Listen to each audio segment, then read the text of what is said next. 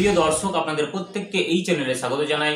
আমার কিছু ক্লোজ ভাই বোন যারা এই বছর পাস করেছে তারা আমাকে কল করেছিল এবং জানতে চেয়েছে যে এই বছর যে 2024 টু 2026 যে সেশন, এই সেশনে কি ডিএলএড কোর্সে ভর্তি হওয়া কি লাভজনক হবে বা ভবিষ্যতে চাকরির সম্ভাবনা কতটুকু রয়েছে।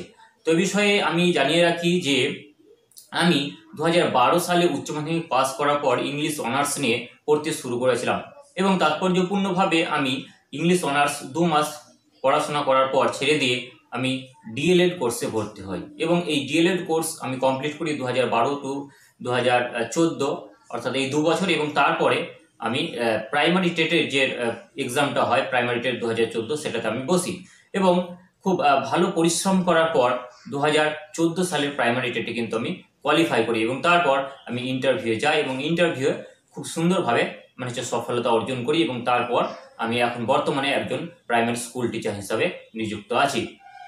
তো আমি এটা তোমাদের জানাতে চাই যে যে সমস্ত ভাই বোনেরা ভাবছো যে ডিএলএড ট্রেনিংটা করা কি উপযুক্ত হবে, আমি বলবো অবশ্যই উপযুক্ত হবে, কারণ অনেক স্কোপ রয়েছে ভবিষ্যতে এগিয়ে যাওয়ার।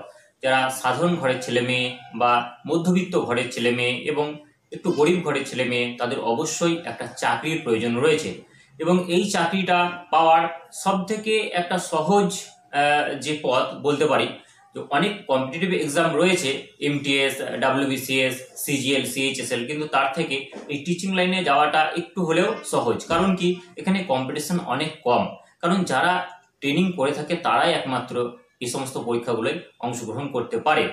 তো তোমরা যদি এখন এই উচ্চ মাধ্যমিক পাস করার পর ডিএলএড ট্রেনিং এ ভর্তি হও, তাহলে এই 2 বছর ডিএলএড ট্রেনিং করার সাথে সাথে তোমরা কিন্তু অন্যান্য যে সমস্ত কম্পিটিটিভ পরীক্ষাগুলো রয়েছে সেগুলো তোমরা বুঝতে পারবে এবং সেগুলোর অভিজ্ঞতাও তোমরা অর্জন করতে পারবে এবং সেই সঙ্গে তোমাদের ডিএলএড কোর্সটাও কমপ্লিট হয়ে যাবে। তার ফলে কি হবে, তার ফলে ভবিষ্যতে 2026 সালের পর যদি নতুন একটা সরকার আসে বা আসার একটা সম্ভাবনা রয়েছে, সেক্ষেত্রে নতুন সরকার আসার পরই 5 বছর কিন্তু ব্যাপকভাবে একটা শিক্ষক নিয়োগ করবে।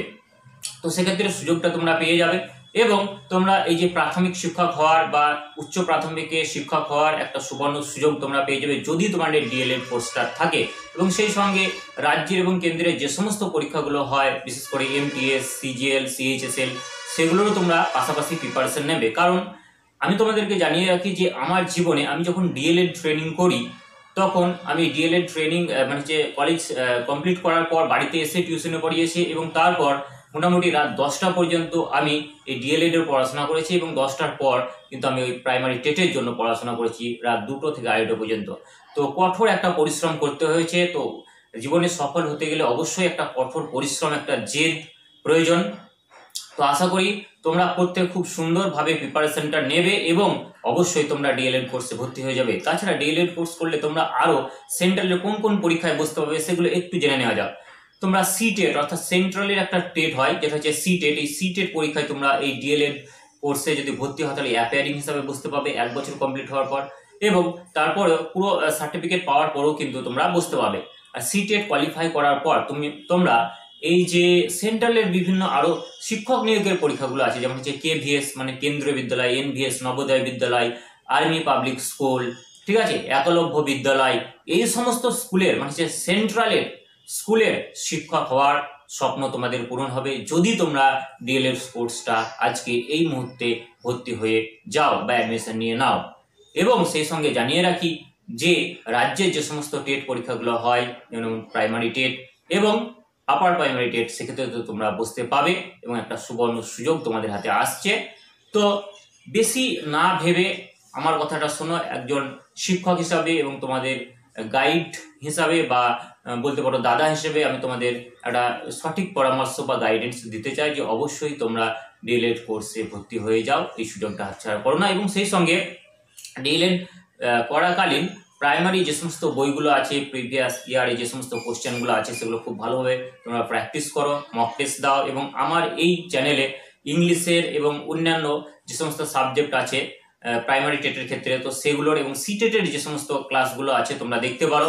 খুব ভালোভাবে ক্লাসগুলো তোমাদেরকে আমি দেওয়ার চেষ্টা করি এবং তোমাদের যদি কোনো প্রয়োজন থাকে অবশ্যই আমাকে কমেন্ট করে জানাবে, সেই সমস্ত ক্লাসও আমি আনবো। এবং আরেকটা কথা জানিয়ে রাখি যে কম্পিটিটিভ পরীক্ষার ইংলিশের পুরো ক্লাস, মক টেস্ট এবং প্র্যাকটিস সেট এবং সেই সঙ্গে জিকের একটা স্পেশাল সিরিজ আমি শুরু করেছি। তো শেষ কথা একটা বলতে চাই যে আমার প্রিয় ছাত্রছাত্রী যারা রয়েছ এবং যে সমস্ত ভাই বোনেরা যারা দ্বিধা রয়েছে, কোনো রকম দ্বিধা রাখা চলবে না, সম্পূর্ণভাবে তোমরা মাইন্ড সেট করে নাও। এবং স্বামীজির একটা কথা মনে রাখবে যে উত্তিষ্ঠতা জাগ্রত প্রাপ্য বরানো নিবোধিত, অর্থাৎ ওঠো, জাগো, সচেতন হও, তোমাদের লক্ষ্যে তোমরা পৌঁছে যাও, তোমাদের প্রাপ্য অধিকার তোমরা অর্জন করো। সুতরাং স্বামী বিবেকানন্দর এই কথাটাই মনে রাখতে হবে যে জীবনে চলতে গেলে, ভবিষ্যতে বাঁচতে গেলে আমাদের প্রতি মুহূর্তে সংগ্রাম করতে হবে, কারণ আমাদের রক্তের মধ্যে প্রতি সেকেন্ডে সংগ্রাম চলছে। তো সংগ্রাম করা ভুললে চলবে না। স্বামীজি বলেছেন struggle is life, struggleless is death, অর্থাৎ সংগ্রামী হচ্ছে জীবন এবং সংগ্রামহীনতাই হচ্ছে মৃত্যু। তো আজকের জন্য এতটুকুই। তোমরা প্রত্যেকে ভালো থাকবে, তোমাদের জন্য শুভকামনা রইল এবং খুব সহজে সুন্দরভাবে তোমরা ডিএলএড কোর্সটা কমপ্লিট করো এবং সেই সঙ্গে প্রিপারেশনটা তোমরা নিয়ে নাও। এই চ্যানেলে খুব সুন্দরভাবে তোমাদেরকে আমি প্রিপেয়ার করে দেবো। তো এই দাদাটা আছে, তোমরা এটা মনে রাখবে। তোমাদের যে ধরনের প্রয়োজন, আমার যে হোয়াটসঅ্যাপ নম্বর আছে হোয়াটসঅ্যাপ করতে পারো, অথবা কল করতে পারো, অথবা কমেন্ট করে জানাতে পারো। যে যে জিনিসগুলো তোমাদের প্রয়োজন আমি যতটা সম্ভব আমার এই ক্ষুদ্র সময়ের মধ্যে তোমাদেরকে সম্পূর্ণভাবে উজাড় করে দেওয়ার চেষ্টা করব। তো প্রত্যেকে ভালো থাকবে, সুস্থ থাকবে। ধন্যবাদ।